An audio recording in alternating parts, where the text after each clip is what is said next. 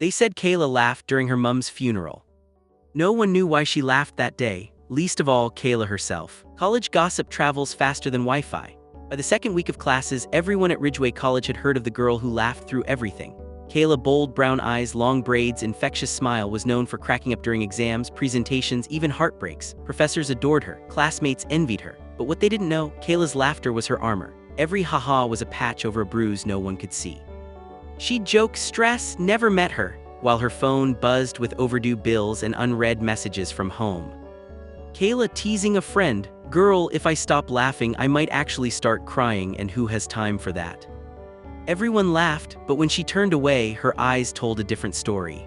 At night, the laughter stopped. Kayla's dorm was tiny, half closet, half chaos. A cracked mirror, 3 motivational sticky notes, and one secret she never told anyone: she hadn't spoken to her dad in 2 years.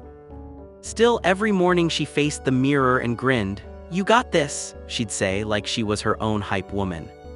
Her roommate Tasha sometimes caught her staring blankly at nothing. "K, you okay?" Tasha asked. "Better than your GPA," Kayla joked. They both laughed, but again, only one of them meant it. One Thursday morning, Kayla had a sociology presentation. Topic: Coping Mechanisms in Modern Youth. She strutted to the front of class with her usual grin, clicking her slides like she owned the place. "Some people meditate, some scream into pillows, me, I laugh, free therapy, no copay." The class chuckled, even the professor smiled, but halfway through her voice cracked mid-sentence. She froze, everyone stared. "Oops, guess my coping mechanism just malfunctioned."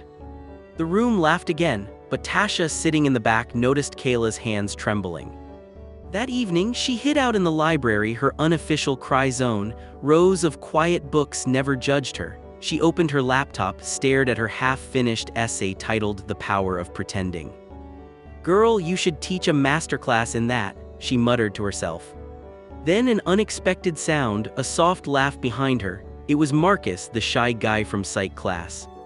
"You always laugh at your own jokes?" asked Marcus. "Someone gotta appreciate my talent," said Kayla. They talked about finals, bad coffee, and why pretending to be okay sometimes is okay. For the first time in months, Kayla laughed and actually meant it. If you've ever worn a smile to hide the struggle, you get Kayla. Drop a heart in the comments if you've ever done the same, and make sure you're subscribed for stories that remind you you're not alone. By midterms, everyone thought Kayla was unstoppable again. The laughter was back.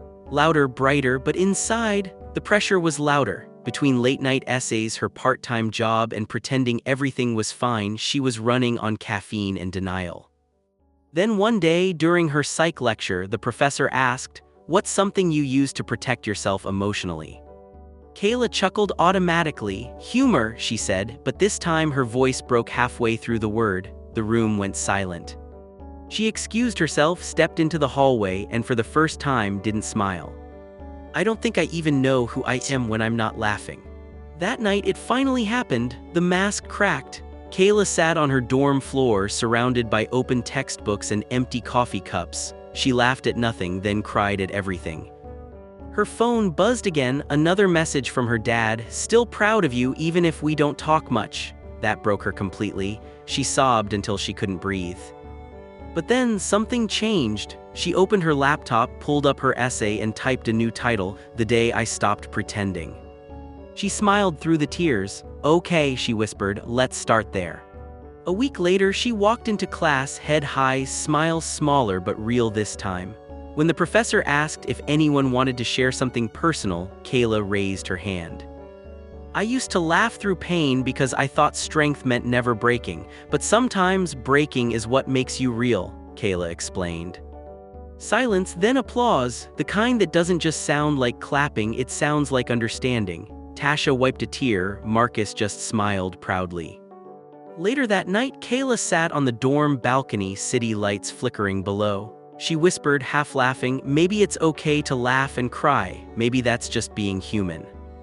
Her phone buzzed again, a text from Marcus. "Still laughing?" Kayla smiled. "Yeah, but this time for real."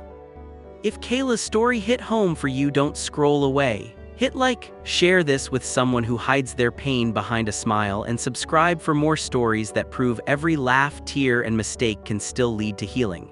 Till next time,